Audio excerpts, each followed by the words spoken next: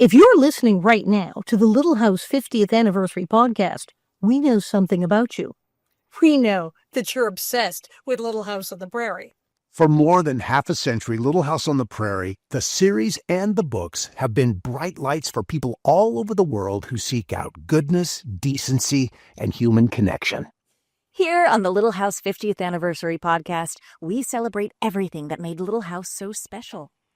The stories, the characters, the actors, and the messages that have made Little House iconic family television. And a perfect counterpoint to a world that feels like it's going off the rails every day.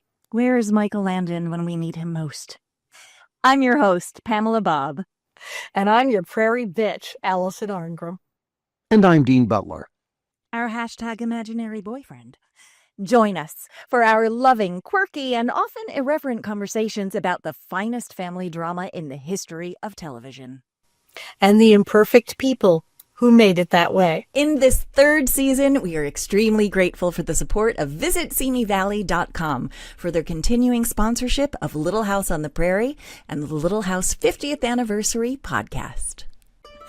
Well, hello, everybody. How are ya, bonnet heads? Hi, I'm Pamela Bob, your host, creator and star of Living on a Prairie, and superfan. I am here. Ooh, she's sipping some delicious beverage. Is that a cappuccino? What is that? It's our prairie bitch. We'll find out in a second. Our prairie bitch. We love her. Allison Arngrim's here. Yes, and Dean's sipping on some sort. I don't know what he's sipping on. Everyone's sipping on something. I have No, this is coffee. Today. I make coffee in my office. I already had my coffee. But anyway, he's here, our hashtag imaginary boyfriend, Dean Butler, both caffeinating. Hi, guys. How are you? What are you drinking?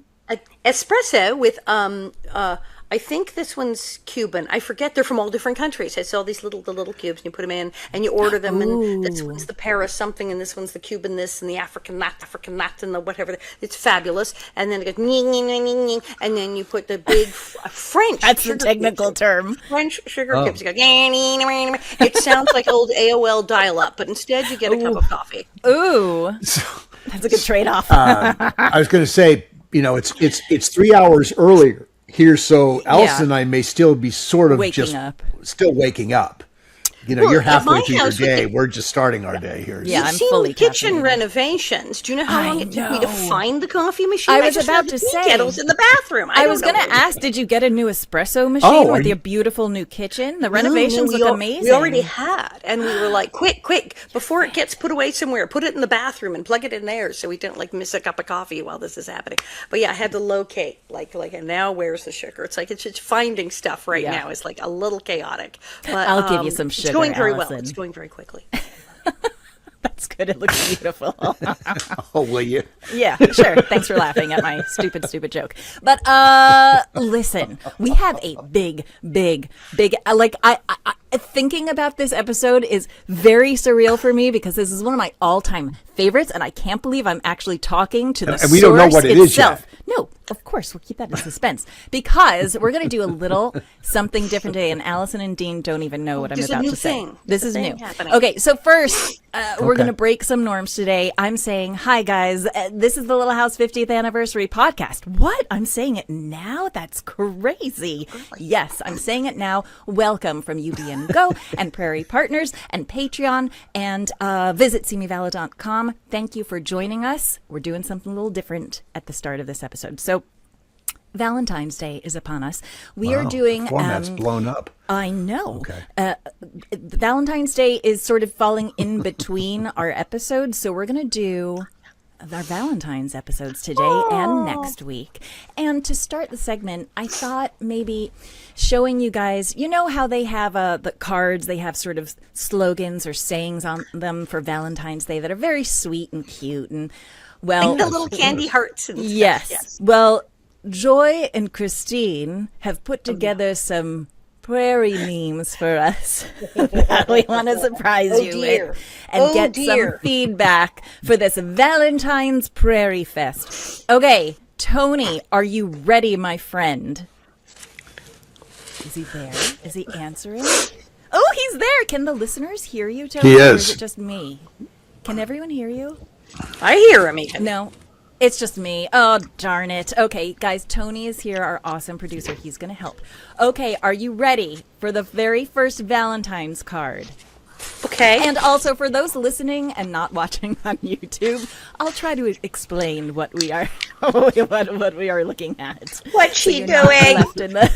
You're not left in the dust. All right, here we go. Number 1. Yes. Oh, fun. The first card. Happy Valentine's Day. It's an image of Mary Ingalls, and the caption just reads, "Love is blind." Now, And she looked so happy. She looks so happy. That's awesome. Of course. That's very sweet. Love is blind. Oh, Mary. She found her match. It's all good. The fictional Mary, anyway. Okay, Love is blind. Number 2. Nels Olson. Yes. Love is Yes. blind. Oh, nice. That's nice. such a, he really looks like he's suffering in this still image of him, Nell, doesn't that's he? the ultimate in Love is Patient. You don't get more patient than Nels. It's true. Do we think he was patient to a fault? He has or some nice. He appropriately has patient? some nice moments with his beloved, And his he beloved did. in this Nels- episode. Nels really did love Harriet. Yeah. Despite everything, yes. Next one. Michelangelo's paw. I'd punch anyone in Walnut Grove for you, babe. This is appropriate in every way. He would, too. That's the thing. He absolutely would always in punch a fight. anyone in Walnut Grove. Or out of Walnut Grove. Thoughts? Feelings? Yeah, no, yes. He, Just yes. he clearly loved the physicality of all of it. He was great at it. I'm surprised Paul wasn't at Doc Baker more often with swollen That's true. hands and Broken fingers. ribs. Yes. All right. Anything for love, baby. Okay. Next one. It's you, Allison, looking very snooty. And the caption little is, red I nose. usually get what I want. Today, that means you. Be my Valentine or else. And I looked very threatening. Yes. This is like a first season picture. I'm a little teeny thing in my yellow dress with those lovely big floppy red bows. Love that. So now is this is your hair? Is this That your is hair in so this my shot? hair and my little sketchy bangs. And yeah, because this is like Bambino the first season here. Just a wee thing. A wee thing. And they must have Wow. been freshly curled because they haven't Yes. lost their bounce yet. I haven't gone. Yeah, I mean that's like down, fresh in down the to- morning. That has to Fresh. be. Yes. Yep. Fresh out of the salon, out of Miss Whipple's. Get a picture of her before we lose it. Exactly. And you did often need to bribe or cajole those to be your friend. Sour or balls. your- I have sour balls in the mercantile. I have candy. I have licorice. I have sour balls and chocolate. Gosh, Yes, men are candy, easy to candy manipulate. bribes. Yes. Okay. All it takes is a couple sour balls. All right. Next one. Here you go, Dean. This is for you. Oh, It's you're the Tina's sunshine Almanzo. to my shadow. You're the sunshine to my shadow. Yes. You're the. I never know this title. You're the. What is the title? Days of Sunshine, You're the- Days of Shadow. That's Days the one of, you Days keep of messing Thunder. up. Yes, Yeah. Days of Thunder, Days of Storms. I don't know. Days of yes. And he's looking very fetching in his little hat. Yes. Do you have a favorite still Nice. image of you, Dean, as Almanzo? Is there one that you're like, yeah, that's the one? Yeah, I have a few, and I think this is a really good one. great. It's a really good. Yeah, yeah, I think it is a really good one. You know, what's interesting about these hats is that, you know, most Western hats, if it were a real Western hat, would be cut with a deeper brim. But because it was for camera, the brims are cut narrower, so light gets underneath the brim, Right, so so you you can actually see. see people's eyes in If these they don't hats. But see the it. impression is made with the hat. So were these hats specially made? No, or I this was and just... I loved this hat. I was really bummed that they took this hat away because I just thought the hat was fantastic. Why did they take the hat away? I think NBC wanted to see some presence of Michael, and so they Michael hat. gave me his Oh, you hat. got the Michael hat. In the last Well, two You, that's you sort became of a an man upgrade. and therefore warranted the Michael hat. That must be, yeah. But, know. Yeah, and that TV just so hats are goes different than against real why hats. people wore the hats that they wore. You know, hats were supposed to define the character, and I think this hat defined who Almanzo was wonderfully. So, yeah, TV hats are different. Hat was a little more complicated. Yeah, real hats would cover your eyes and your face from the sun, but TV hat, no. Right. So were these hats made, or they're just bought hats that are just not the official hat that would have been worn? Oh, I think these hats were made. They make them. These hats were made to make the custom-made brim in the front. Yep. I mean, look, they were part of where they came from. They were part of the Western costume. Western costume at that time was, and it was attached to Paramount Pictures. It was the go-to place. They had a huge inventory. I mean, who knows who else worn that hat? Yeah. I have no idea. Yeah. But all the TV hats had to be just like, so you couldn't just run out to the store and get a cowboy hat for a movie because you would be wrong. Isn't that crazy? The other thing that was sort of cool about these hats, like the Triple X Beaver is a really thick, the Stetson hat that people wear. All of these hats were designed to be soft. They all had flexibility, at least our hats did. Now, Doc Baker's hat had a stiffness to it. Reverend Alden's hat, when he wore a hat, had a stiffness to it. Yeah. But like, I've been trying to think. Victor's hat was sort of floppy. Michael's hat had a soft brim. My hat had a soft brim. You just wanted to be able to maneuver it around, and you could crush it a little bit. So it was just a thinner. And I don't think it was. I wouldn't have said these hats were felt, but maybe they were felt. But really comfortable to wear. Good character hats. And when Michael fitted me for the hat, Mike Termini, who was the male costumer, brought about 6 hats to the costume fitting and laid them out so Michael could look at them. And I couldn't tell you what they all looked like. Yeah. I just know the one he picked. Huh. Interesting, the city folk had black, stiff, solid hat. The Reverend Alden's flat little pastor hat. Right. Nell's and his little bowler and Doc Baker's hat. They're all black, solid hats. We are the city people and the country people. It's the floppy cowboy-esque. They were very particular. That's on purpose. That's on purpose, the way they sat down and did that. Yeah. Were there different designers for the men than there were for the women? I guess, are there more memes? No, that was it. I think Tony, was They're that adorable. it? That was adorable. Oh, okay. That was adorable. No, there's one more. Those are red violets are fine, but if you marry a pig farmer, you're not getting a Valentine. Mrs. Olsen. And she looked again so happy. Such a beautiful, lovely Catherine in that one.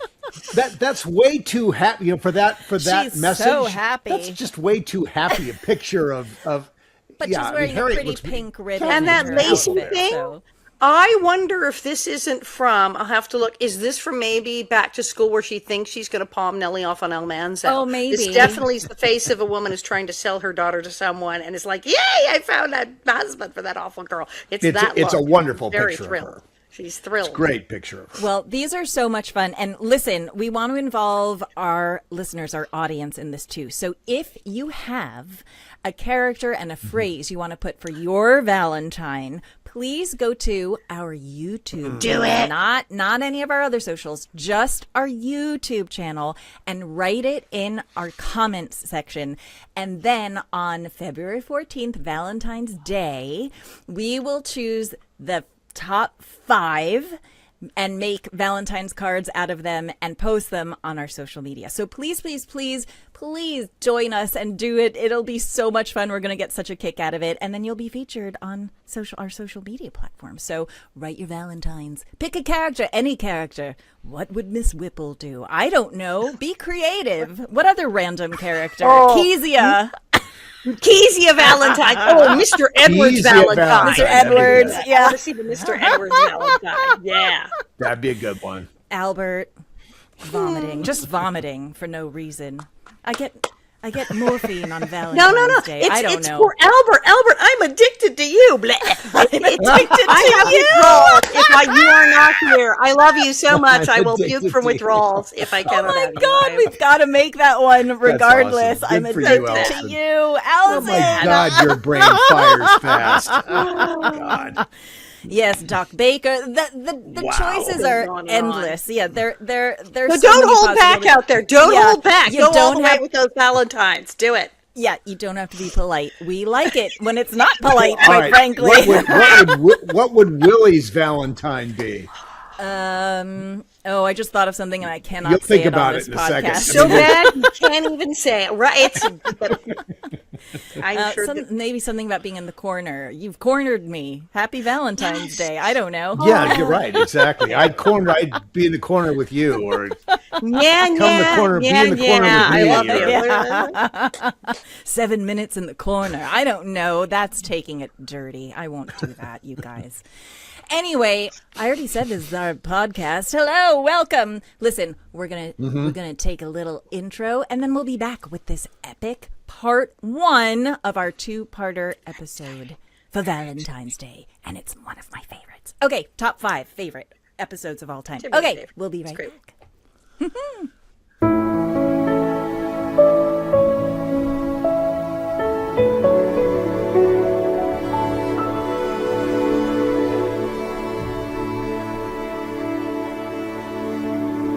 Okay, we're back. It's almost embarrassing to tell you guys how many times I've watched this episode. These episodes. I'm kind of obsessed with them.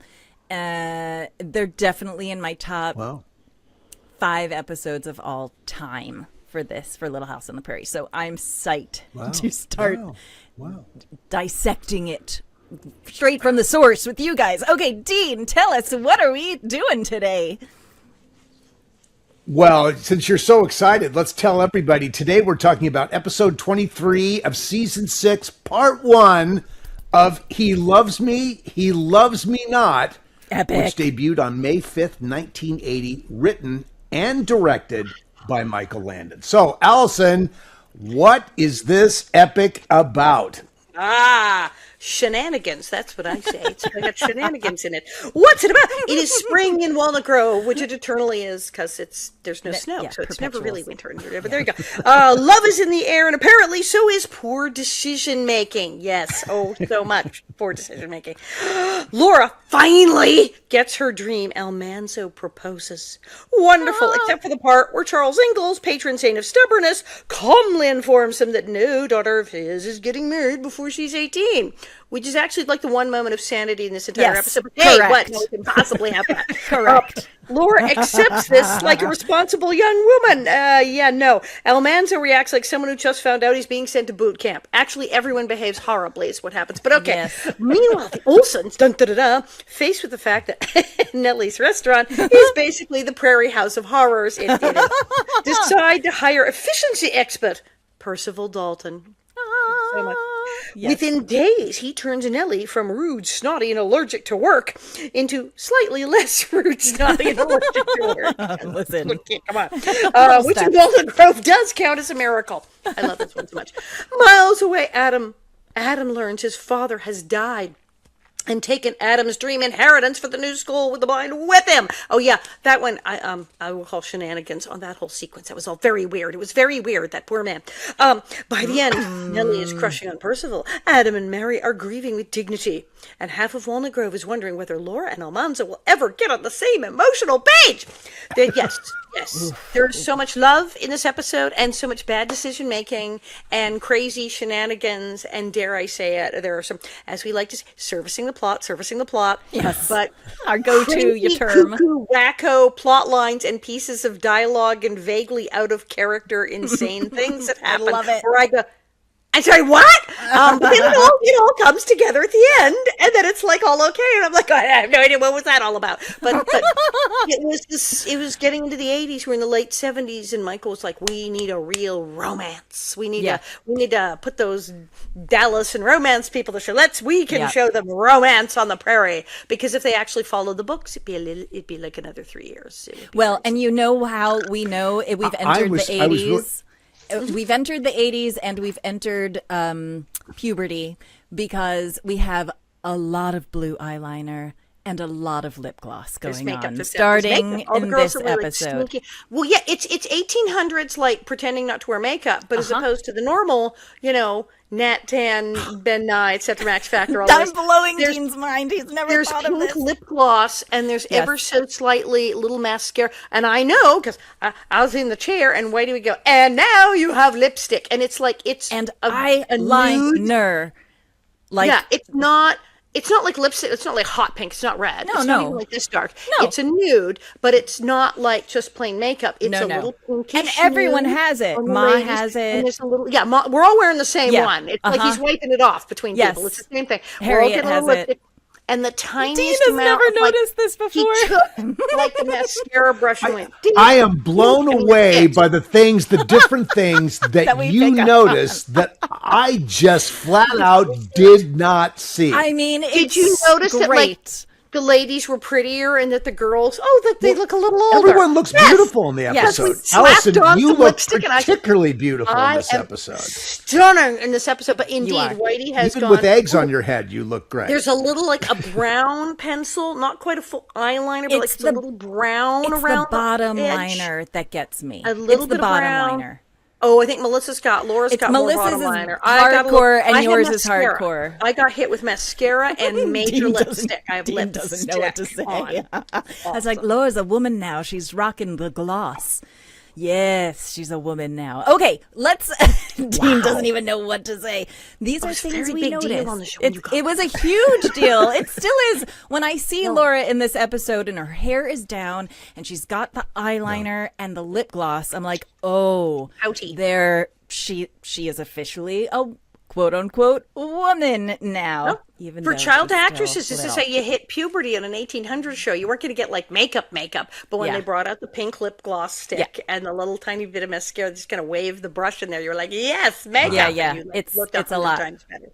Wow. Okay. Wow. Well, sorry, I went on a tangent, but now we'll go back to the beginning of the episode, which but I think that's a really interesting thing that people would notice. Oh, the makeup? I mean, some people would notice that. Other people, that just like right over the top. And how women all notice? The women all. Yeah, of course. Or some wonderful gay men notice as well, because I've definitely talked about this with Chris. So interesting that. Well, all right. So this begs the question then: who is this being done for? Are they doing it for themselves, or are they doing it for others? And my feeling is, I think it's officially the 1980s. This was what people liked seeing. And it was still subtle. It's just, if we're actually looking for historical accuracy, it's more than, and I know there's makeup to look like you're not wearing makeup, which certainly you need on a television show. We're not wearing the saloon girl makeup. No, but it's still, still noticeable to a point of like, is that blue eyeliner? Like it's a little more than what it's enough to that the average viewer goes, oh, they all suddenly got prettier this episode. And I think because they're aging up the characters also, they've added more, which I think to the audience's sensibilities translates to they're older, they're women now. Yeah, the teenager, grown-up girl message. They're different because the children, everybody who's like 12 and 13, and they're not getting any pink lip gloss. The girls, they're not getting anything. So it sends a message subliminally, even if you're not going, oh, it's mascara. Oh, they're ladies now. They're young ladies. They're not kids. And especially especially for the character of Laura, we have to believe that she's old enough, first of all, to have a serious love interest, and second of all, to even be engaged to be married. Like, the audience has to buy into that. Otherwise, and they got to make me look good because Percival has to see something there. He tells me literally, I'm pretty. Yes. I better be. Right. Pretty, yes. Dress it up. And then it's also, as you said, the 80s, all the other shows are going nighttime soap with just people, just makeup cascading off their faces, huge cantilever false eyelashes. It's like ridiculous. No, it was the time. We got to slap can we put a little, like it's just a little in the corners, a little mascara on these women to dart them up a bit. With I think Laura, also it's very it was a sweeps episode, so there's an enormous amount of energy on these episodes that aired during sweeps period. So maybe, but I think all the subliminal things that you're talking about, romance, that all totally makes sense. Yeah. It's so interesting when you're there doing it. Now, look, Allison, you were there. You know what they were doing. There was no difference in the way that, the guys were being made up exactly the same way. There was no change. Your hair was super shiny. The hair got really shiny. They brushed you out a little more. I'd say my hair was always really shiny. Boom. And you were definitely like powdered down. There was no shiner sweat. All the guys looked perfect. So yes. Yeah, I will say there are some episodes where all that studied everyone casual. Looks a little Gladys Whitten, our hairdresser, dewy. was always trying to keep the comb out of my hand. Just don't touch it. Right. Like Yeah. Okay. only the hairdressers are allowed to touch your hair. Don't mess with your own hair. Yeah. Right. Okay, let's take it to the top of the ep, because this has been okay. I can't believe I'm getting the opportunity to actually say these things to you guys in person. Here we go. The episode starts off beautiful, scenic, by the little lake. Almanzo and Laura, her hair is down, baby. At the Disney Ranch, Her hair is down. The previous episode, they had their kiss. It's official. They're together. Woohoo! Very exciting. And then Almanzo, he's trying to tell her something, and he can't get it out. And then she's like, well, why didn't you just write it down then? And he's like, great idea. And I want to know, why does he have paper and a pencil? Why? Where did this come from? Does he travel with it everywhere he goes? Okay, I've been wanting to ask this question for like 40 years. Why? And not even a good pencil. It broke. No, it broke. And then he's like, I have a pen in my pocket. And I I'm can like, just you have a tell pen you, in your pocket? Why? I just sat down. To do the Dean Wilson had it all propped. Everything is there. There's no explanation as to. I just wasn't thinking about that. This is the shenanigans. This is tomfoolery we're talking about. There is shenanigans. Yes. We need this beautiful moment where he is too shy to say it. Oh, honey, you could write it down. Just write it down. Write it down. I can't. Oh, now, here's a pen. Here's an 8.5 by 11 A4 He's got a whole go. stationery set in his pocket. What is going on? Of course, this is the kind of nonsense that suddenly magically happens this episode that we don't really question because we're so busy being in love with everybody. No, totally. And then we later go, the hell did he get paper? Why does he have paper? Now, if you reached into your pocket and had a little notepad and like a mini pencil, that I buy. I get that totally. Why does he have a full stationery set with him on this little outing outdoors? It's very bizarre. Anyway, I don't care. I love it. Well, maybe Laura has it. Why? Why is she walking around the prairie? She didn't provide it. I just picked it up. You pulled it out like Bugs Bunny when he magically has pockets. That's just like appears out of freaking nowhere. It's brilliant. It's one of the many. But not only that. This is the part that also always got to me, and I cannot believe I'm asking you this. Okay, here we go. So now he's writing. And finally, when he finally says it, he says, Laura starts reading it and she says, I love you and I want to. And then the pencil breaks and she's like, you want to what? And it gets weird. It gets really weird. Shenanigans. Yes. Now, the grammatically correct response would be, I love you and I want to marry you. I want you to be my wife. Right. Oh, I want to marry you. Or I want, right. Okay. But instead he says, be my wife, which would translate to I love you and I want to be my wife. I want you to be my wife. Incorrect. Which means he was going to say marry. He was going to say the verb marry. I want to marry you. I want to. He wrote to. I want to get married. I want to make you my wife. There's a big that he wrote the two. He's modified the verb here, and it's like it has bugged me since I was 8 years old. Yep. Why? Yep. Why did they write it that way? Now, because he told me that by then he's forgotten what he was writing down. I gave him that one because he's like, yes, he was gonna. I want to marry you, and then he went, Dean, am I killing? I'm killing Dean. This is all way beyond me. I just learned the dialogue.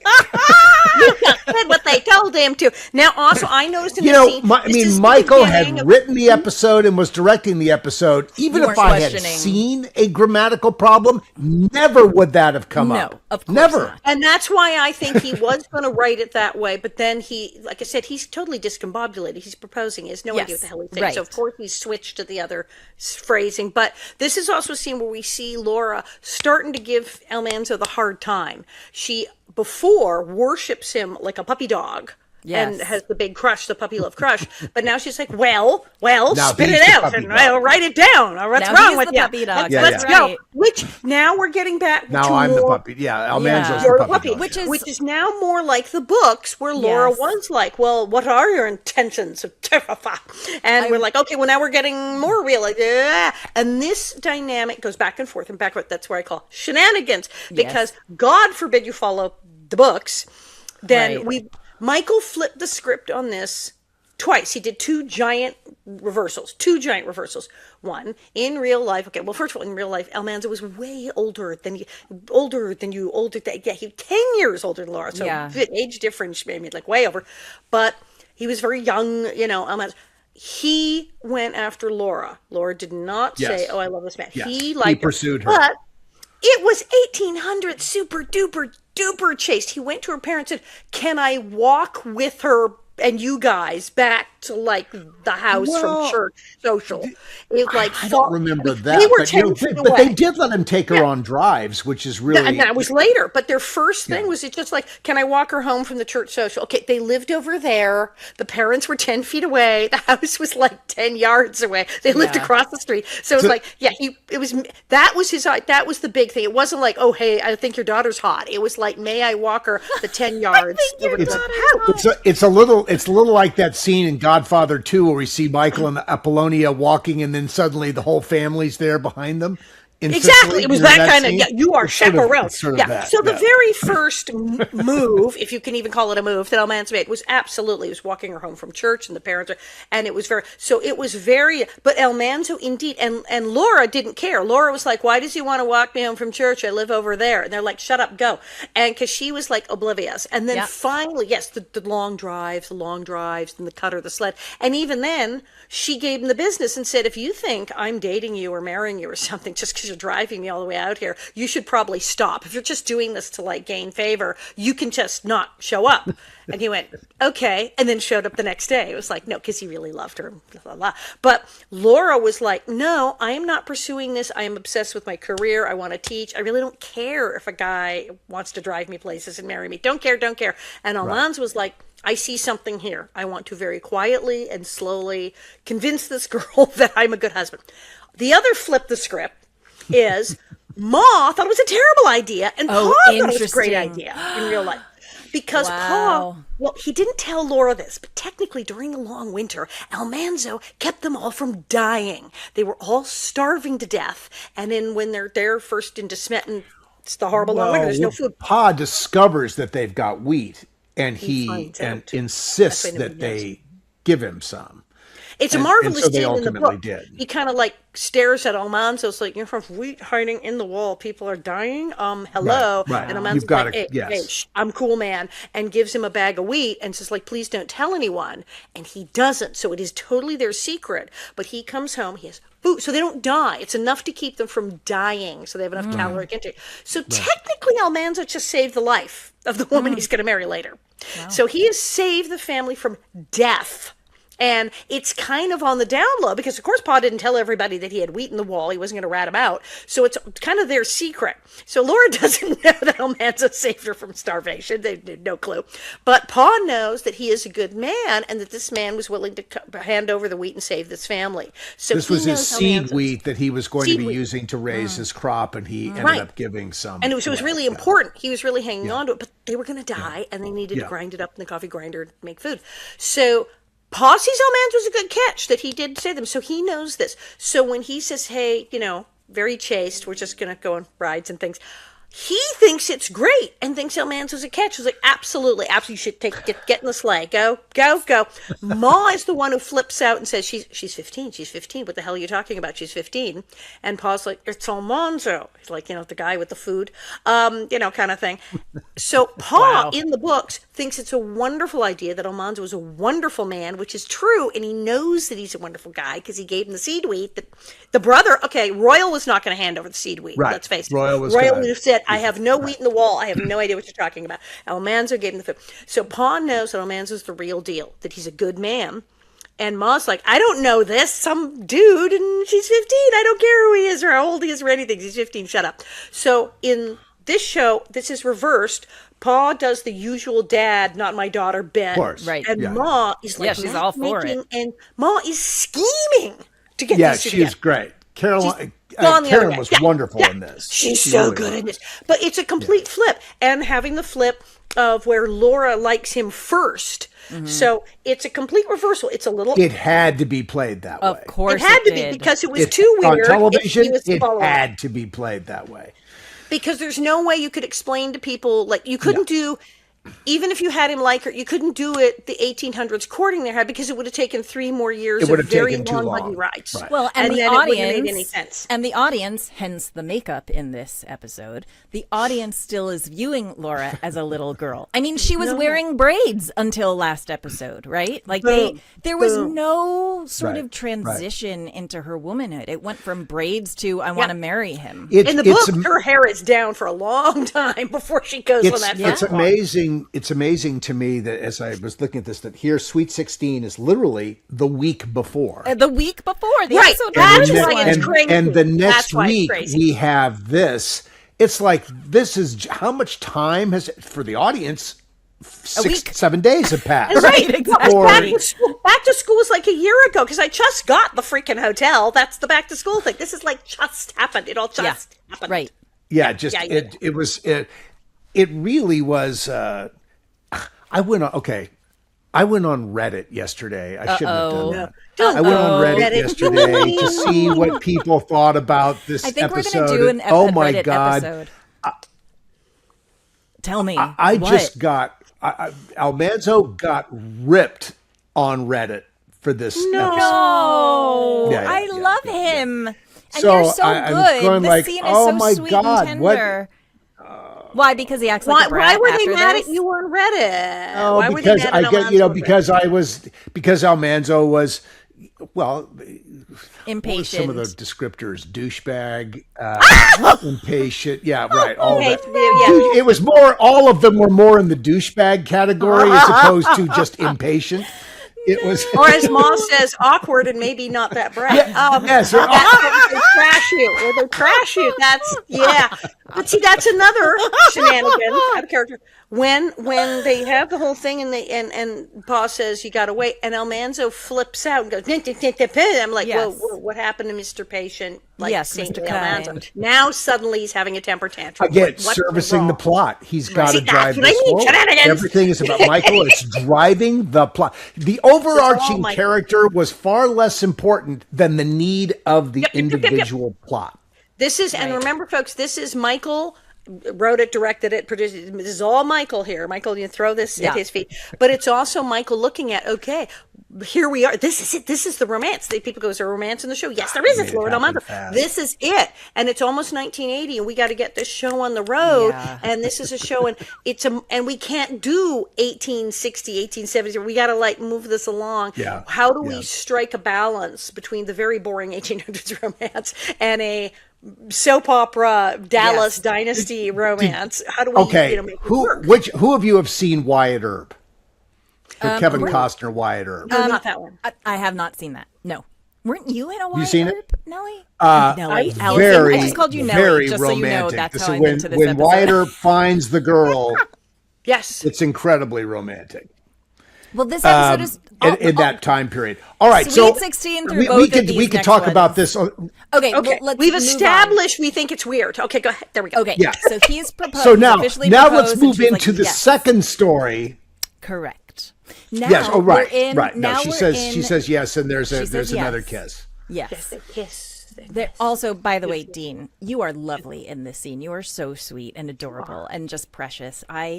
Bravo to you. Bravo. Perfect tone. I felt as I watch it, I feel like it's one of the most agonized questions. It's like, it feels like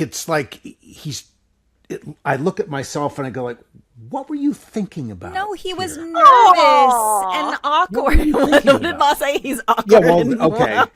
Awkward and possibly not too bright. I'm going to say that all the time now. All right. You're so perfectly, because you're so nervous. It's perfect. Don't judge your performance. It's perfect. It's perfection. What would you have done differently now? God. What would you have done differently?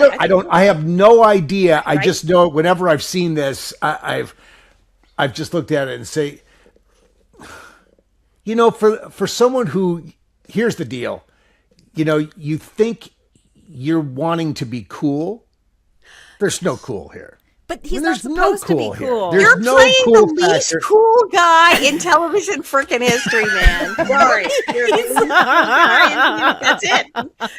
Almanzo was the opposite of cool. Well, that's all. Sorry. God, why it works. Anyway, yeah, but look, I always appreciate how lovely and supportive you both are of these moments. That just as I look at them again, I like, oh God, how we're awkward. Always our own worst critics for sure. But please trust that you are just perfect. Yes. Yeah. It's perfection. 10 out of 10. Okay. Couldn't get better. Well, thank you for that.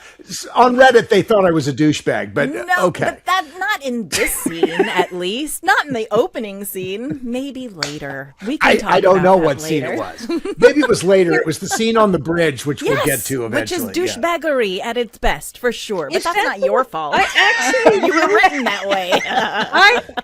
I'm not bad. I'm just drawn that way. Yeah, I'm just right. Exactly. I love that. Yes, from Roger Rabbit. Oh my God. It's so you. I'm not so bad. I'm just drawn this way.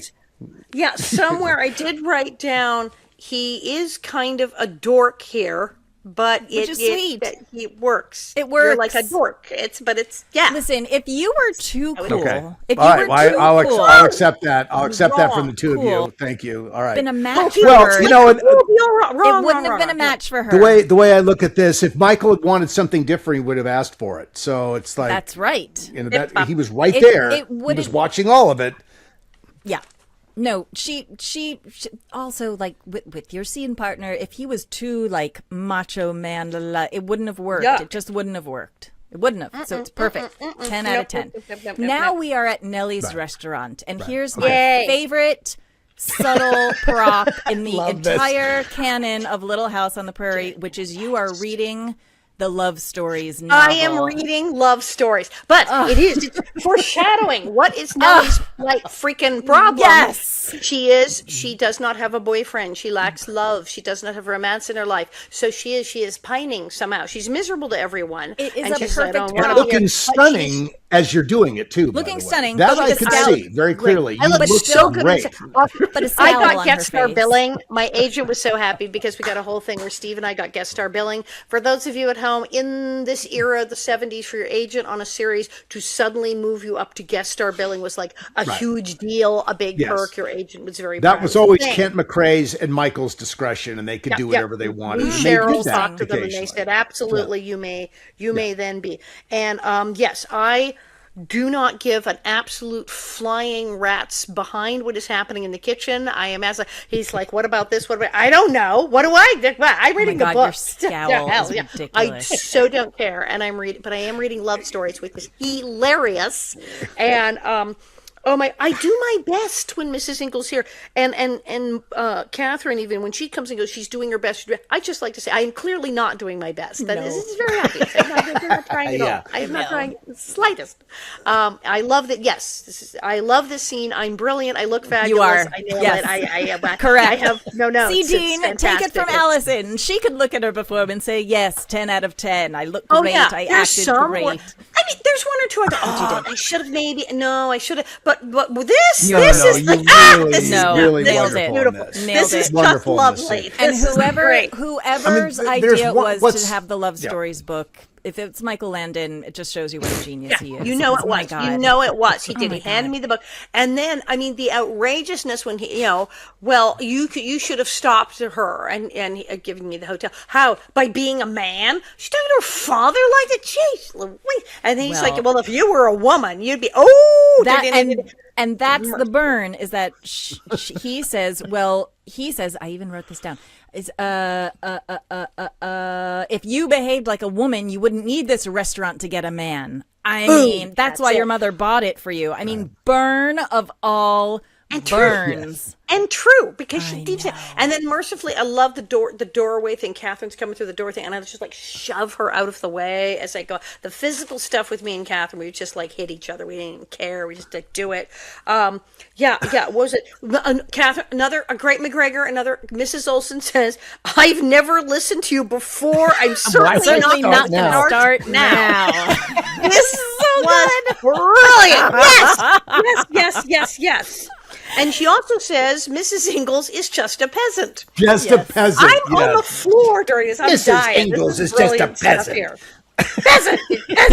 Single-handedly keeping that restaurant going. Oh my God! Yeah, wonderful. Oh God, it's so good. This is where I actually wrote down when the pause says no here. Poor Almanzo is such a dork. You feel so bad for him. I actually wrote that down. So okay, so It's the now dinner scene. now we're skipping forward. But the point of the diner, I call the restaurant the diner. The point of the restaurant scene is the restaurant is failing. Yes. Nellie doesn't give a They're not paying. about this They're telling me place. they don't pay. You have $13 It's losing money every day. Nothing.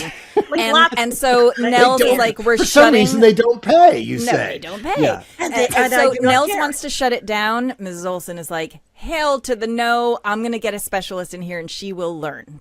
She will learn. If it kills me, she will learn. So now we go back to the little house. Awkward family dinner time where they're all you're sitting. so awkward, Dean. You were so awkward at that table. so uncomfortable. And Laura's plotted the whole thing, and Ma's plotted the whole thing. He's going to tell Pa that we're getting married, and you're just like, and that's where I wrote, yes, he is such a dork, and But we it's all so our sweet. hearts go out to you at It's that so table. sweet. We love you. It is. It's like if you sat down and said, I need to make this person the most awkward human being ever to walk the earth and sympathetic, and you just go, that poor guy. That was it. Nailed it. She nailed it. And here's the thing. I think no guy would want to look at himself and see that. No guy would want to see that. I mean, it's just, I think that's the thing. The performance is the performance, but you look at yourself and go like, oh my God, that's how I'm going to be perceived. Don't worry, you're going to turn into a douchebag in 5 minutes after this. You're going to get okay. worse. Yeah. Yeah, in just a minute. It flips. Okay, but how in just a do you minute. think I feel? I mean, how many scenes do I have where I'm pulling one of my hideous faces and saying terrible things, and I'm like, I'm ugly and I'm mean, and people are going, she's a horrible person, and I'm also the things that we like the mud fight, and it's like I will be remembered for the rest of my life going. Well, and you have been remembered for the rest of your life doing that, and people love you for it. And but see, Dean, that's what I mean. There, but Dean, no one sees you in the way that you think people are seeing you. No one is seeing you the way that you are looking. at No, of yourself course. in this No, I get at it. all. I get all that's that. what I mean. You're In a this hashtag dinner imaginary scene, boyfriend. Come on, that People are title going, comes with great responsibility. They're going, he's so awkward. He's such a dork. Oh, and falling in love. They're loving that you're the awkward dork of the universe at that dinner table. So he finally says, I want to marry your daughter. Yes. Carolyn, the silent gasp. Next week. And next, what was it, next week? You said next week, right? Or was it next month? That month. Next month. Keep looking him up. Next month. It was next He wants month. a whole month. Which month. pause like record scratch. That Whoa! does surprise me. Pause. Yes. Right. Now they go outside. Once for a he little got it talk. out, he was pretty clear about what he had in mind. Sure was. And Pa obviously is like, no, she literally just turned 16. Like, she doesn't know who she is yet. Wait till she's 18. Here's Right. the question. Fair enough. Why does he want her to wait till she's 18, but he was going to marry Mary off to John Jr. at 15? What's Because happening? have you seen her? Have That's you true. seen She is how, mature. And that's the thing. That's the thing in this episode. All our different ages. I mean, we're all okay. I have to remember we're all really close in age. Nellie is like apparently they feel Nellie. They're acting like I'm a late bloomer, like they haven't palmed me off already. What is wrong with this But woman? do you think you're supposed to be like 18 in this? Yeah, I'm 17. I'm like turning 18. I mean, you're clearly older than Yes, definitely older than Laura. Nellie is clearly older than Laura. So she's like 16. That's like Melissa Sue Anderson, Mary, pops up in this episode. She's only 1 year younger. She's a year older. She's a year older. Melissa, she's a year old. She's right in the middle. So she's already been married for quite some time. Right. At and this she point looks to Adam. older. Yeah. She's like, the mature woman with the blind school, and it's like she's just 16. She's like just turned 16. I'm like 17, and then Laura is 15, but the difference in how we carry ourselves, how we walk, how we talk, our voices, and things, because that's life. Right, That is what happens. Humans do not all fit in a box and do not all magically pop up and go through puberty at exactly the same speed. Interesting. This episode premiered just 3 days before Melissa's 16th birthday. That's correct. Talk about tomfoolery and shenanigans. Yeah. Her birthday's on May. Her birthday's on May 8th. It premiered on May 5th, 1980. And so I was 18 that January. Yeah. That's how. Yeah. What was, just off topic, historically, what was the normal like marriage age for a woman during this time? It actually was early 20s. There were a lot of teen marriages, and just like now, out in the country, people are marrying younger. In the cities, they married older. But it worked out average-wise. I remember looking it up once and going, "Oh, it's not. It's like 20." Women were young, but it depends. Where were they living? What were they doing? Were they living in the city? Were they planning to go to school? Blah blah blah blah blah. It's like 20, but 18 was okay. But obviously, yes, out in the country, out on the farm, 15, 16, well, let's get this show on the road. Yeah, that's People crazy. did marry somewhat young. It averages out to that because some did wait. I mean, you had your Eliza Janes who took forever to get married, clearly. And The spinsters, yeah, but it wasn't. We see it now. We in movies and shows and things. We go, oh, they were all getting married at 14, 15. They're not, because like going back to the books, Shores of Silver Lake. By the Shores of Silver Lake, one of Laura's friends, she and her friends are talking, and this other girl has just gotten married, and she's like 13 or 14. And everyone is flipping out. Her friends are like, that's awful. And in the Why is she getting 1930s, married? she wrote it that way. That's interesting. She wrote it that way, and apparently at the time. But it's interesting because their thing isn't like, ew. They just go, well, now she's not going to have any more fun. That's way too early. Right. She's like 14. She's going to be doing dishes all day. Ew. What a drag to get married at 14. She's an old, she's a young man's slave. Right. Yeah, she's gonna be an old lady. Or the old man's darling. She'll never have any fun. She can't go. Yeah, she can't go horseback riding with us. But they all agree that 13, 14, and Laura's ma even goes, "Oh no, that's," and I married Pa Young, but not 13. That's crazy talk. So they weren't really marrying off all the children in the 1800s en masse. We see that because it looks younger to us, but there was a mix. So 15 wasn't unheard of, for sure. Right. And again, they're out in the country, so yeah, it would be younger. But Mary clearly just was older. She looked older, walked older, talked older. Her voice got lower. Just did much. She looked older than me. And Melissa Sue had a countenance about her which was just felt more mature. Yeah, definitely felt more mature. She was the voice of morality. She was the voice of correctness. So she projected that. And I think that's just very much who she is, and it just. Michael tapped into that quality that she had really well. And plot-wise, since the real Mary never got married, they were kind of like, it's a free-for-all. Shall we marry her off? What the heck? Totally. And whereas we know Laura got married at 18. So, I mean, Paul's almost like, it's not in the book. You can't get married yet.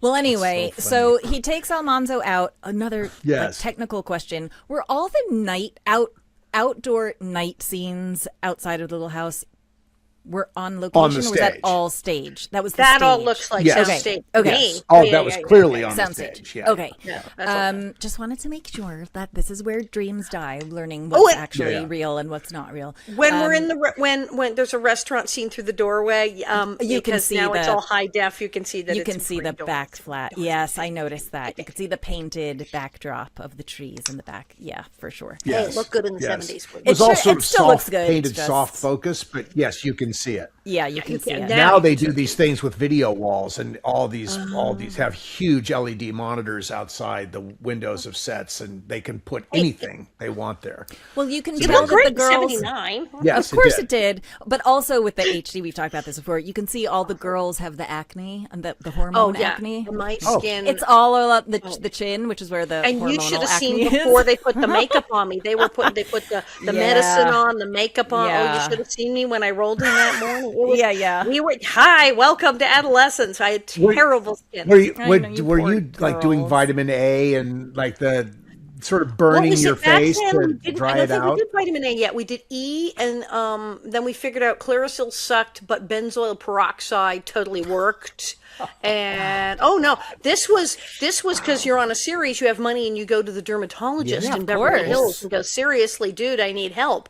And for all those of you with acne, there's many different kinds of acne. As I learned at the dermatologist, very, very expensive dermatologist said, there's actually not much we can do. The benzoyl peroxide will kind of work, and just keep your hands off your face. Good luck. And I was like, what? And he's like, okay, there's many kinds of acne. There is a kind that causes the scarring that people wind up having to deal with later. He says, but Robert you Redford have acne. the basically. pits. He said, but that's a whole other thing. He said, is totally surface. This is classic hormonal adolescentitis caused by hormones. And he said, the good news, it is not the French fries you ate. It is not the chocolate you ate. It has nothing to do with any of that. It is not peanuts. It is all absolute BS. It is the hormones in your body. Whoopsies. And they make too much You're a oil. woman and your body now. can't process it, and your face breaks out. He said, keep your face clean, but don't go scrubbing the bejesus out of it and putting all that weird stuff on your face they sell you, because you're irritating it more and making it worse. So wash your face very gently.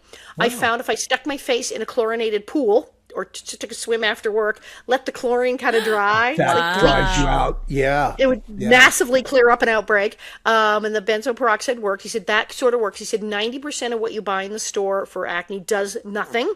So he said, but the benzoyl peroxide's good. This is good. This is good. He said, most of that stuff, sorry, it's crap. That must have been so awful. You have to go to work Beverly and being Hills like, and spend a fortune on a doctor to get the truth. tell you Find to do out nothing. that you've been blowing your money at the counter at the drugstore for nothing. He said, yes, we can prescribe you like antibiotics, but then you'll be on antibiotics, you'll be sick, and that only temporarily. Like, you could go in tetracycline, you'll clear up your face, but you'll throw up all the time. So you probably don't want that. He says what you're going to do is you're going to wash your face very gently, stop scrubbing and ripping up your face. You're going to use the benzoyl peroxide and don't touch your face germs, but you're going to eventually not be in puberty anymore, and your skin will clear up. And then he said very nice things. He said, this is not the kind that causes scarring. Your face will be fine when this is over. He said, also, you're apparently producing an enormous amount of oil and moisture. I go, yeah.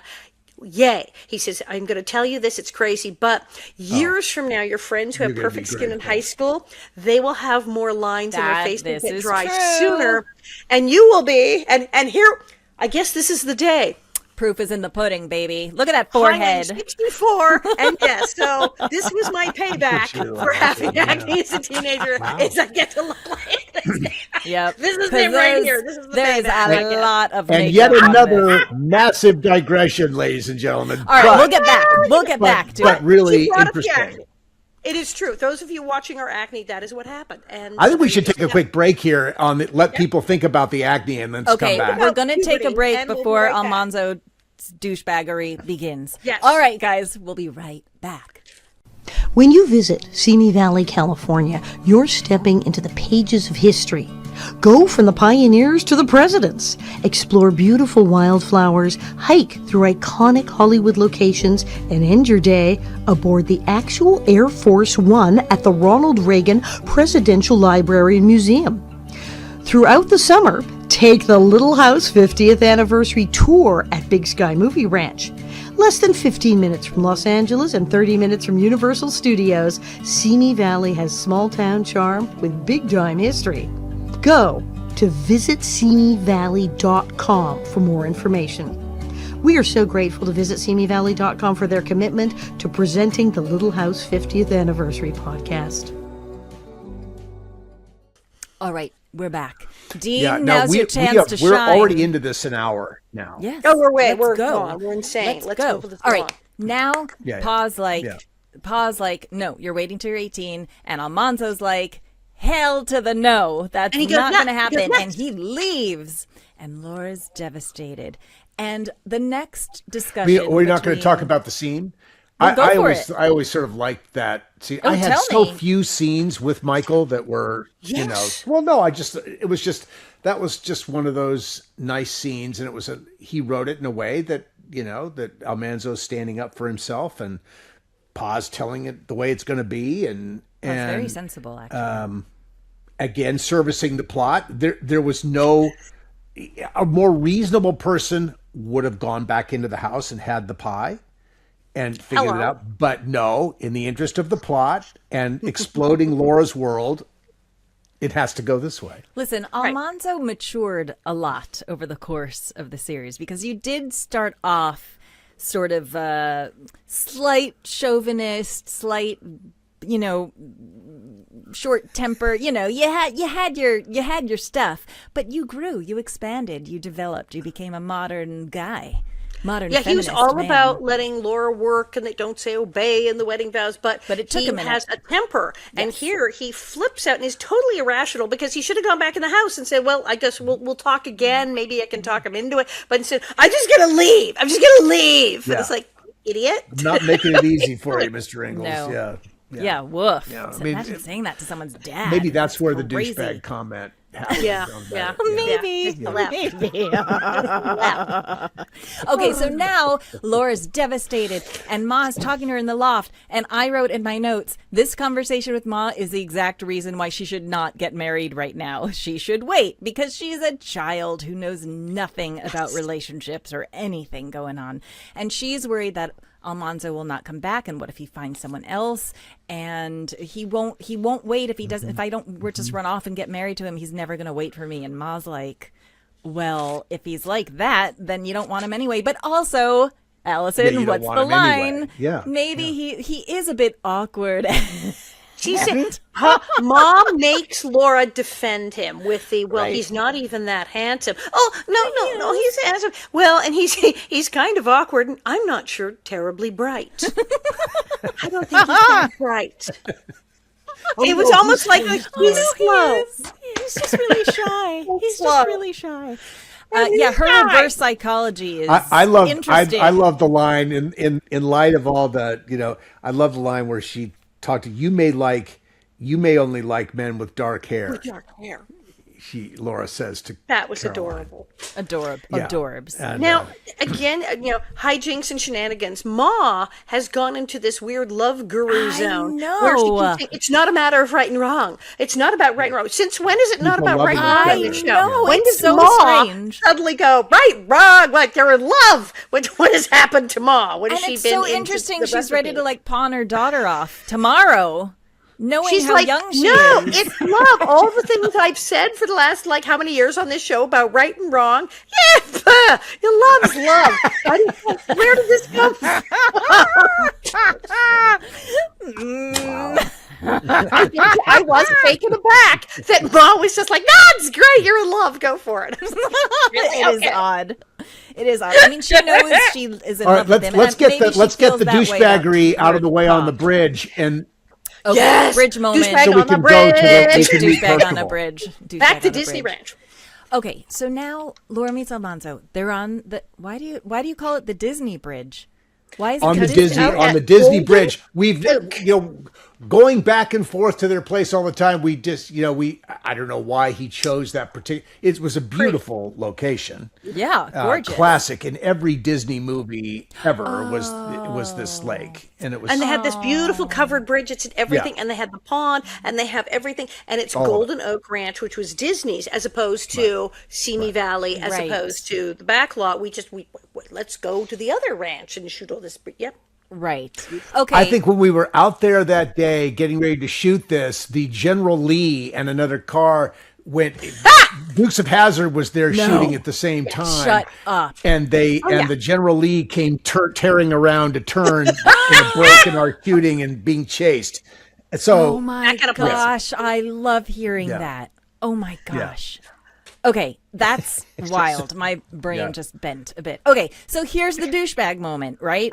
Where she's like, "Oh, I'm so glad I found you. Like, you have to understand that we can wait. I love you. It can't happen this way right now." And you're like, "I'm a man and you're a woman. No ifs or buts. It's your choice. That was so lame. Your pa or me," which is douchebaggery. Right. Yeah, Almanzo actually asking her to choose between him and her pa. No, that's like outrageous. The real Almanzo just wouldn't do. That's red the flag. Are we breaking character? Would Almanzo seriously do that? That's douchebaggery. It's douchebaggery. Big red flag. Girl, you in danger. Serving the plot. Serving the plot.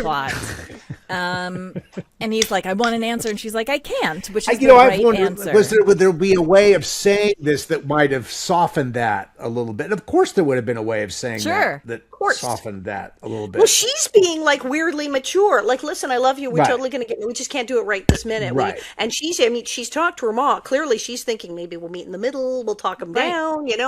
And he's like, nope, now, or I'm going to spout a bunch. See, this was one I think I wrote down. Did Almanzo start listening to one of those like manosphere podcasts or something? Has he been listening to those manly man things? You need to tell your woman what's what. It's like he read a book and is now you do what I harassing say, her. and that's it. Yeah. Yes, all I say. It's like, where did this come from? He's gone to someone for advice, like Mr. Edwards or someone. That's how you tell the little lady, and he's gone off because it makes no sense. Yeah. And then he leaves her. He leaves her in the wind. Plot. Yeah. Now, here's the next subplot happening, which is we go where they're building the new blind school in Walnut Grove. Yay. Then a letter from Adam's father arrives, and Pa goes to give it to Adam, and Adam's like, "This is great. This is the money we need to build our school." And boop, it's not. It's a letter saying that his father has passed away, which is stunning and terrible. And now how are they going to... Their school is done. They can't build their school anymore. They're screwed. Have you ever told anyone that someone has died to them? It's tough. The worst. I have never done it to someone, but I had someone do it to me, and it was not lovely at all. I actually felt really bad for them that they had to tell me. It was terrible. It's awful if you do it a bunch of times. At That's one point, so you to feel bad for the person who has to give. You're not thinking about what you felt. You're thinking about what they went through to tell. You are so empathetic. So nice. I hope I never have to tell you anyone's dead. During the AIDS pandemic, it was me. I had to go tell people all the time. People started nicknaming me Angel of Death, going, Allison's here. Who have you come to tell us about now? I'm like, it's really bad. I had to tell a boyfriend that his mom died. That was bad. Okay, I diverted. Let's get his grandma than his mom. We'll get back to happier things. Sorry. I started this conversation. Now I'm going to end this conversation. Poor Adam. But again, it's more hijinks because they have to then go and let's talk about this for 1 second because there's a lot more to this episode and we have to hurry. But listen, this is something that I'm like, wait, what? Which is, Ma told me that I should go with Adam to New York City because he's blind. And I'm like, yeah, no shit. Okay. But anyway, no one talks about, is this just like a nonchalant thing of this girl, pioneer girl, going to New York City? Sleepy Eye. No, aren't they Sleepy Eye? They're going to go to Sleepy Eye. No, they're going to New York. They went to New York. How the hell they took father? They took a train. That's why she accompanied him, because he's blind. But that's the whole thing. They go there and she finds the school and the thing, and No. You're jumping. But before that, they go to New York to find out that there's no money. So he has to go there to find money. She goes all the, and she's already been told she's too young to get married. And she's still a child, etc. But they send her with the blind guy. Right. To New York City. Right. And then they never talk about it. I mean, Adam's a member of the family. It's not like, Anyway, so now they're back. Then, plot point. And Laura's providing her sunny, optimistic advice about, you can figure out a way, and we'll work this out. And if this doesn't work, we'll try something else. I mean, so now, mind you, they get to that lawyer's office, and in a matter of seconds, we find out his dad, who previously I thought was very wealthy and this real badass lawyer, smart guy, was apparently a horrible businessman and lost all the money, and there isn't any money in the house, and the servants know there's no money. Goodbye. That was shenanigans serving the plot again. Like, where did that come from? Wait, his father was like a brilliant millionaire or something, and now all of a sudden he's a crazy spendthrift and there's no money. And that just came out of absolutely nowhere. As his partner said, he was Adam's father was a great lawyer and a terrible businessman. I mean, there's nothing scummy about that. He just wasn't a good businessman. He didn't think about money. He just thought if he had his next case, he was going to make more money.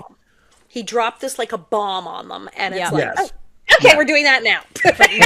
and Adam accepted it, as one would expect. Adam accepted it very graciously. Very sensible. Yes. Very graciously. Unlike Almanzo, who has temper tantrums. Exactly. So there's the counterpoint. Yeah. Bad news doesn't sit well with Almanzo, but Adam's whole life is blown up. And he's gracious about it. I don't know about you, but I was totally grossed out by the egg sandwiches. The egg sandwiches on the train. Yuck. Ick. And I love egg, and I love egg sandwiches, but there's something about a stodgy egg sandwich on a train in the 1800s. That's the last thing I would have ordered on that train, and I like it. Yeah, I'd be like, I'm not getting the egg salad. You might as well get tuna, for God's sakes. A terrible choice. All right. We're back. He had a nice moment when he said, I hate egg sandwiches. I think that was probably improvised, because her reaction was very, very authentic. I have a feeling he improvised that, which makes me happy, actually, because I'm like, thank you for acknowledging how disgusting this is. It was a nice instinct. Yes.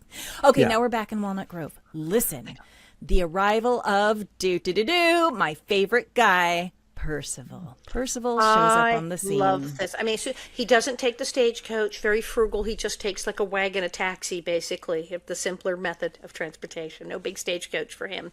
Yes. And he's so cute. I mean, I'm watching this again. I'm running it back. And again, going, how cute. It's the thing. He's adorable.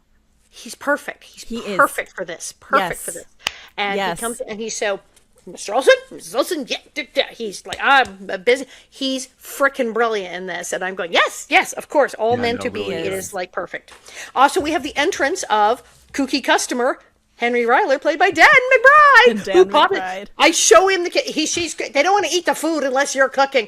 And that's, I think, one of our early appearances of Dan McBride. Or he'd been there before. No, he'd been there multiple times. We'd already hit him with a chicken. Hit him with the bread. His running bit had been well established by this point. Yeah, this guy, Dan McBride, he is a riot, and his whole bit is just he's dude in restaurant who gets abused by Nellie and Mrs. Olsen. That's the whole bit. And the question is, why does he keep coming back? Yes, why? He's a single guy. He's a single guy on the prairie that clearly does not know how to cook or take care of himself. Yes. He has no other choice. And he's got that wonderful snarky voice that he can bring, and he's great. He was perfect for that. So the beautiful Percival, and when they start sitting at the table going on, and he's got his notes of how we're going to train her, my face, another scene where I have to go, no notes. It's brilliant. You got Richard, you got Catherine, you got Steve, and there's bing, bing, bing, bing, everything's happening. And I am doing the eye roll. My eyes practically come out across the screen and fall into the.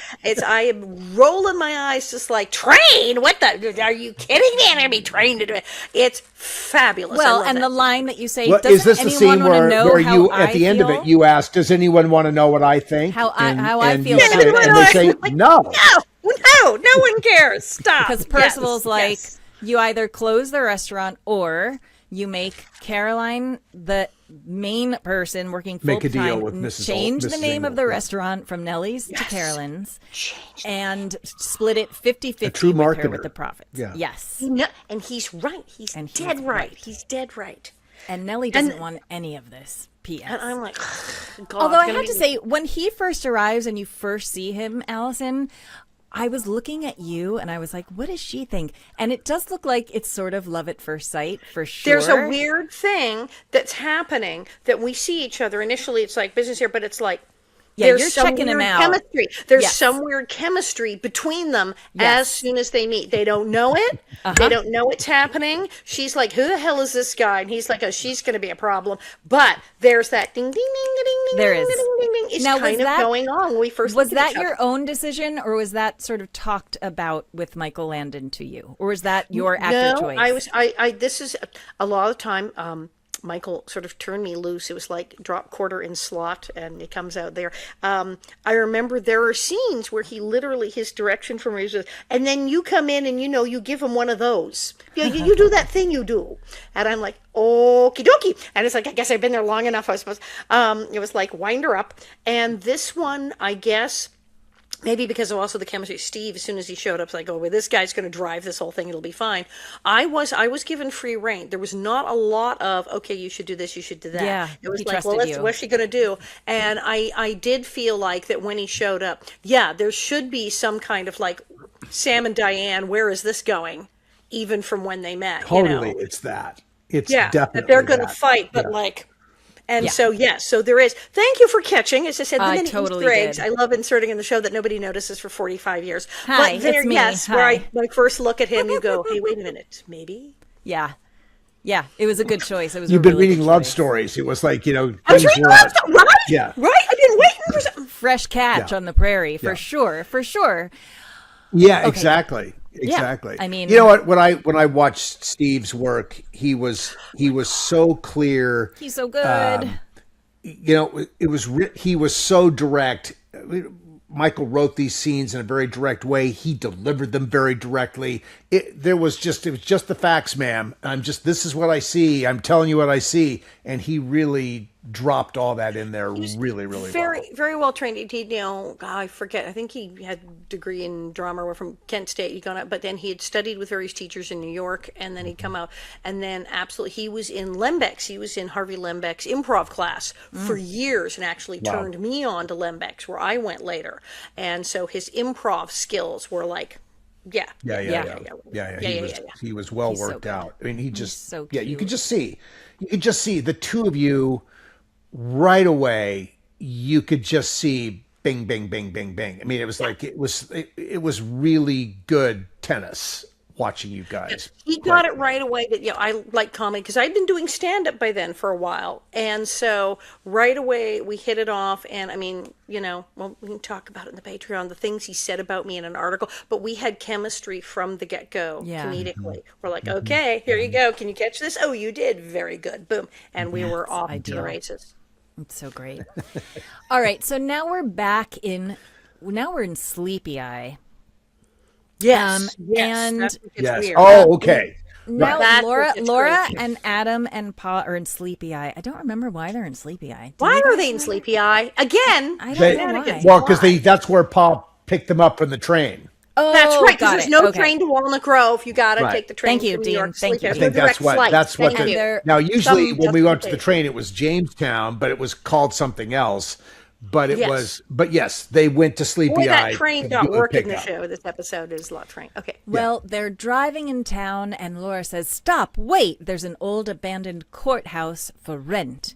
And the happens. weirdest real estate transaction in history happens, which is she walks And I into- love this scene. I love Melissa too. in this scene. I This do is so Laura. This is where we see Laura Ingalls Wilder, where she marches in her little hat.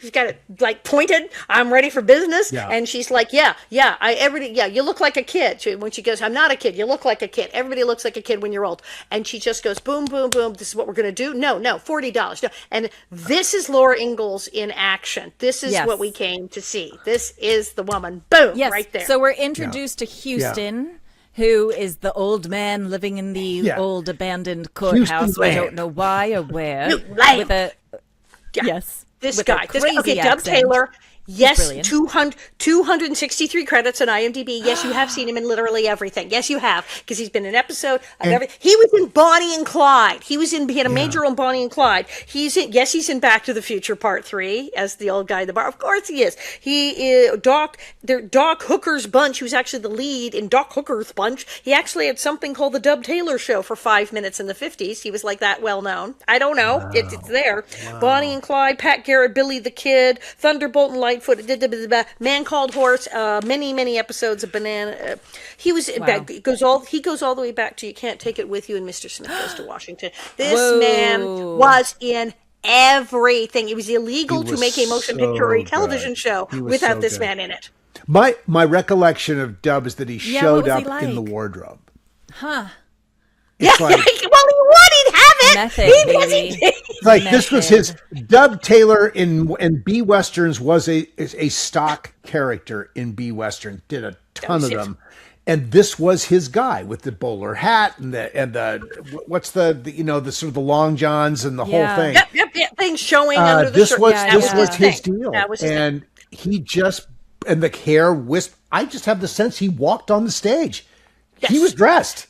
And technically, in a way, is he still with us? In a way, because he has a son. He has a son, Buck Taylor, who also insane career Western people. And Buck Taylor plays Emmett Walsh on Yellowstone with Leslie Landon. No. Who starts in Yellowstone. That's with Buck wild. Taylor, his son. Of course he does. Of course he does. Wow.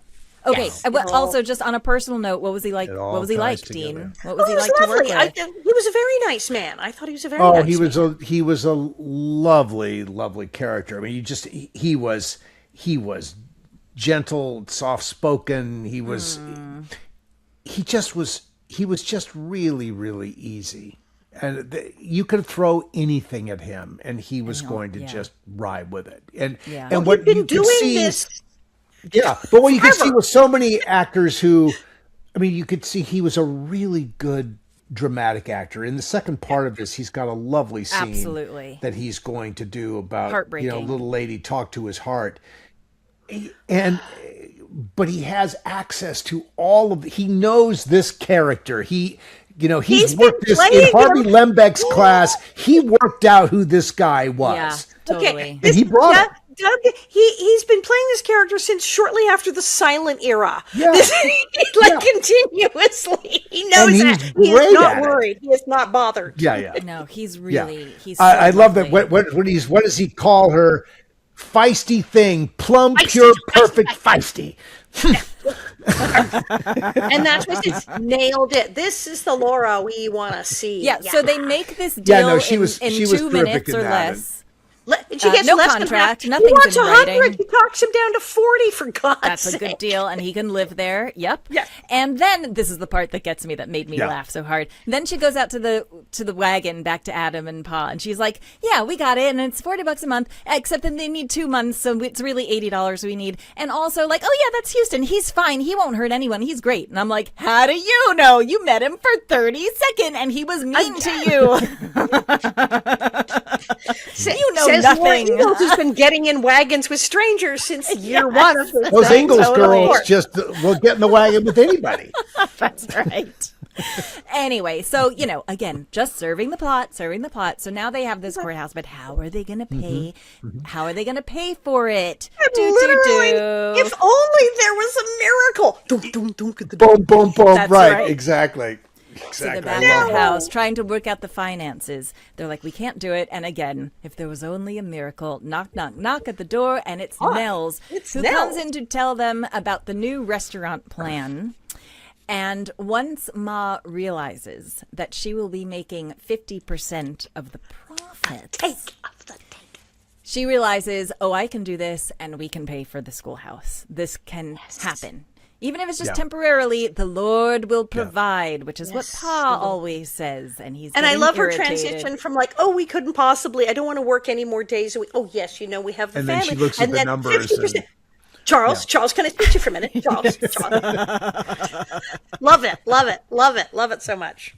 All right, so now, we're on, right? We're on.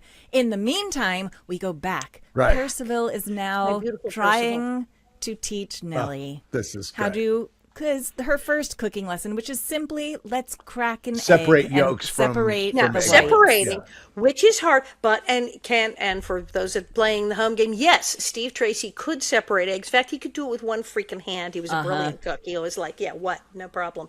So he is trying to teach me to separate eggs. And I have This is one an of my iconic greatest scene. scenes. Yes, This is right iconic. up there with going down the hill in the wheelchair, cinnamon chicken. Yes. This is one of the Shortbread, greatest short scenes. ribs. Yeah, this is in the top 3. Those I are the don't top want 3. Yeah, I did That's right. for this restaurant, and I start with the shortcuts to cooking, short ribs, shortcake, and the shortening, and then my favorite, I smash the egg, I want to separate eggs. There, Quasimodo, I am all done.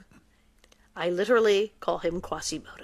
Yes. Who can say that they ever got to play a part in a TV show or film where they got to call someone Quasimodo? I mean, it's so brilliantly written. It's so good. And the way that you do it is so good. You want to hear my little, like, ooh, that I recognize that you did in this? He says, and it's a timing thing. It's a timing thing. And you freaking nail it. And it gets me every time where he says, would you like to try again?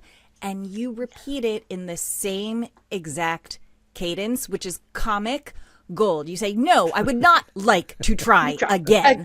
This is a lesser actor would not have picked up on doing that, and you nailed it so hard. It's genius. Thank you. But I must give, this is a Catherine McGregor does get some credit on this one, because Catherine McGregor had this habit, which normally in acting school they tell you, never, ever, ever do this to anyone. This is the worst possible thing. Repeat back what someone said to them with your voice. And she would do it all the time. That the pig farmer that I love him. And she would do this all the time. And I remember going, that's so against the rules, but okay.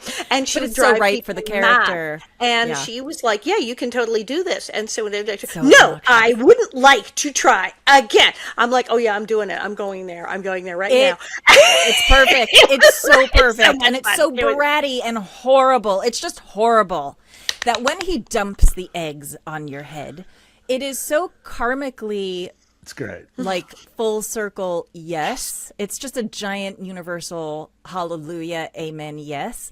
This is where the audience really, gets gratified by these moments where so but good. See, to do that, I know I'm going to get eggs in my head, right? So to justify this, so that the audience goes, yes, she did deserve that, and we feel we've gotten come out. I got to go all the way. I got to skate all the way out onto the lake of thin ice and go all the way with how horrible I am. Otherwise, it's like, why is this man pouring eggs That's over right. the poor young girl's head? Right. Unless I'm the worst person in the world, then we justified that the eggs go over my head. So, and his final line to you is, as pretty as you really are, well. you don't need a restaurant to get a husband. And that is it. The deal is sealed. She is madly and wildly in love with him. And the shift then to have the complete snarl fest, and then he said I was pretty. I love this scene so much. I'm like, I sit there and watch it over and over again. Yay, yay, It's yay. so and good. his face. It's a really nice scene. You pouring the eggs, and like I also have a very short temper, but his shift when he goes to the door, and he's, like I said, Sam and Diane stuff going on. Yep. He's still mad. He's just, but he goes, and as pretty as you are, you don't need a restaurant to catch a man. And goes, and I'm like, whoa, because he was mad. He didn't have to say that. He could have just said, to hell with you, you crazy lady. But he stops to tell me that I'm what? Okay, how in love was he? I mean, that he, even when he was mad, he had to say, it's the greatest scene. And then, of course, we go across the street. Scene. And that's when Steve Tracy becomes a national hero. Because wait a minute. No. But let's not miss the moment where Caroline comes in and says, what happened? What happened? The most wonderful thing, you say. Something wonderful. He said I was pretty. He said I was called pretty. Me pretty. Yeah. Do. The music, the David Rose music. Yeah. And yes, he told me. Magic. And people weren't calling me pretty then, so it was a thing. But he goes across the street, and this is where Steve Tracy became a national hero. Yes. Overnight. Yes. Will you be quiet? He tells Mrs. Olsen to shut her face, and she does. And now, Richard Bull, boom, boom. What is happening? What is happening? What is happening? Why is she? It's the reactions of both of them. Catherine McGregor's reaction to being told like that, and then his Richard Bull's reaction to her reaction to him doing it is priceless. It's unbelievable how good it is. And then also another comedy timing. Me and Steve, like we hadn't known each other that long. He goes to open the door, and I'm still on the doorknob, and I almost fall through the door. Yes. That was like the shtick there, like we were off to the races with like, let's do the falling through the door bit. And then I'm just like, I said, no, yes, fine, whatever you want. And it's his look of satisfaction when he's got us both sorted. Nellie's like, I'm going to go back to work. Mrs. Olson's quiet. He goes, where? Right. And he's like, well, that's how it is. And the whole look is, and that is how it's done. And he stomps. Yeah, he says, maybe now we'll get someplace. And Nell's speechless. Yeah. Nell says He's never. He has so never. During the Patreon, we'll discuss why it is really bad to have eggs poured over your head and just exactly how disgusting it was. Yeah, I know, because those eggs were a day old by the time you filmed that next scene, right? Like days later. Days later. So I will tell the disgustingness of what happens when you have eggs over your head, and then you have to shoot a scene days later and have eggs. Wait a minute. You mean the eggs were? You didn't shoot the egg pouring was a different day? Yes. Like I think the egg pouring was Friday, and then we were out in Simi on Monday because that's in Simi burst into the place. So those were 3-day-old eggs. We had to put the wig with you put the eggs back on your head is what you're saying. Yeah. No, got it. They didn't wash the wig. They let it sit. They didn't wash the wig. So their bacteria infected days later. Ebola wig. Her Ebola wig. Yeah, could have killed the entire cast. It was so gross. I have stories. What is nasty? I didn't realize that. That's interesting that happened. Yeah. And the egg running down my face. They had to recreate the whole thing, and it was. They took Polaroids to see like where the eggshells were. Yeah. So where the yolk was. God. Wow. Yucky. Oh, that's awesome. I had no I didn't know about the different day thing. It stunk. And they put it on. I'm like, no, oh God, no. And then they poured fresh wet egg on it to get it and they went, well, it was running down your nose, so they had to match. And then they arranged the eggshells. I wonder if today, with health department concerns, Lord, no, ever have shot that No. I don't think anyone would have been able to do that. Because egg splashed him when he did this. Yeah, it got in his vest. So the Brub man, I was like, Dean, whip it, chicka, here you go, and with a brush, putting egg yolk. Because there was a little hair on your lapel on the tie, and there was a little hair on your pants. So he had some egg white on his pant leg and his necktie. And maybe during the Patreon, I will not tell you what Michael Landon said. Maybe during the Patreon. But you know Michael. Okay. If you haven't signed up for Patreon, what are you waiting for, people? It was a great day. Let's race to the finish. Great day. Race to the finish. Okay, right. okay. Yes, finish. So good. Okay, so now Laura's crying. She's trying to be brave, but she's crying, and Ma comes up and gives her the mother-daughter talk of the century,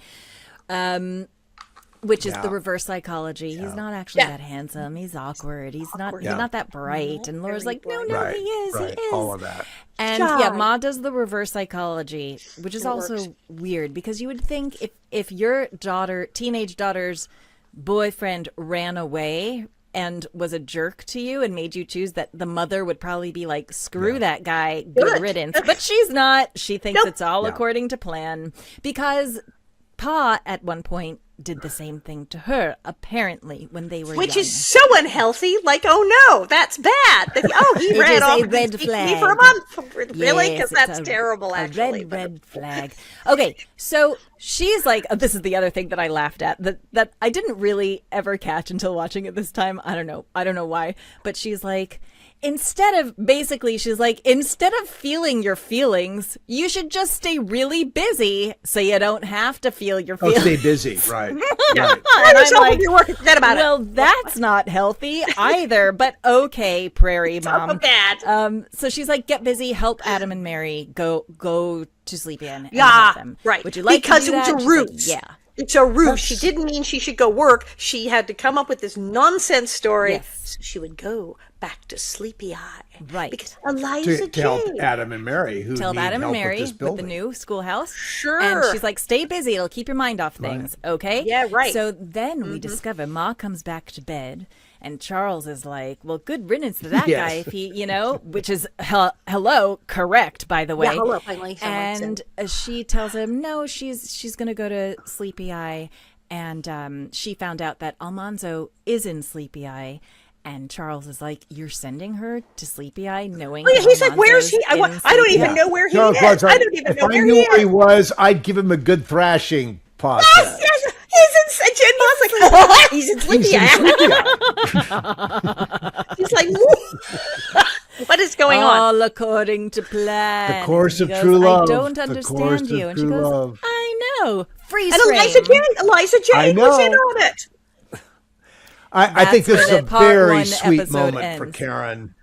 It's beautiful. But it's a lovely moment for Karen where she gets to be sort of the sweet plotter. It's not there's nothing Yes. there's nothing nefarious about it. She knows how her daughter feels, and she's putting her in a position where something good can happen.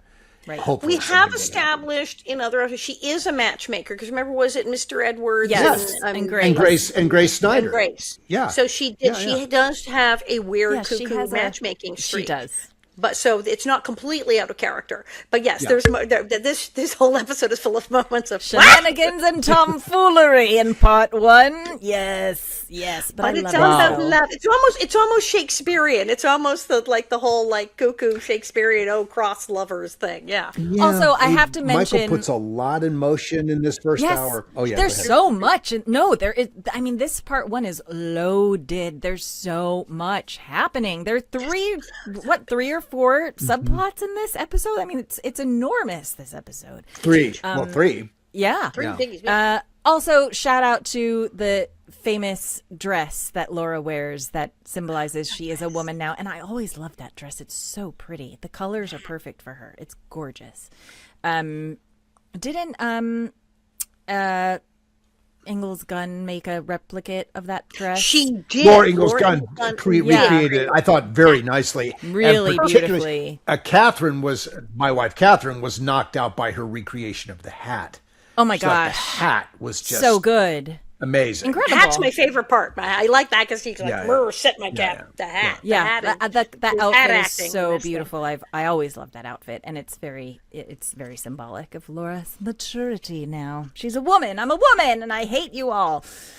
Okay, this is part one. There is a part two. Can you believe it? Where it It all gets blows better. Oh my, is part two. On the other side of Valentine's Day, you'll get On that. the other That's what the side real of happy Valentine's ending Day. will be. So we'll be living in the land of love in these next 2 weeks, and with Valentine's Day in between. I want to remind our audience, please go to our YouTube channel, write in your Valentine messages, memes, slogans for whatever character you want, and we will pick the top 5 and feature them on our social media on Valentine's Day. So you know where we live on YouTube. Go to YouTube. It's easy, and then you'll actually see them. Houston Lamb Valentine. I want the Houston. Yeah. I want a Percival one. I'm going to think on it. Any other final notes on part one? I can't wait till part 2. It gets even better, you guys. It has really everything in these episodes. Everything. It does sort of, the episode just blows by. It's funny. Some episodes take as you're watching them, but this so clearly advances moment to moment to moment to moment. Yes. And you just sort of he's leading us on, Michael's leading us on this really fun ride to Sleepy Eye, where is all so things fun. will manifest in the end. Yeah. All right. Well, that's it for today then, guys. I'm exhausted, quite frankly. It's going to be even crazier. Oh, my God. I know. It's just amazing. It's so good. These are my favorites. All right, everybody, go to our YouTube, enter our Valentine. And also, you can go to our other socials, Little House 50 Podcast, or our website, littlehouse50podcast.com. We'll see you next time for part 2. And happy Valentine's Day, everybody. We're all wearing our red. Well, Dean, you're wearing your gray, but you have a red thing in the back. You have red in the back. I know. Funny. Well, I'm always true blue. That's just, that's me. I'm blue. That's it. Yeah. All right, everyone. Bob, get the wig. We'll see you next time. Don't get egg on you.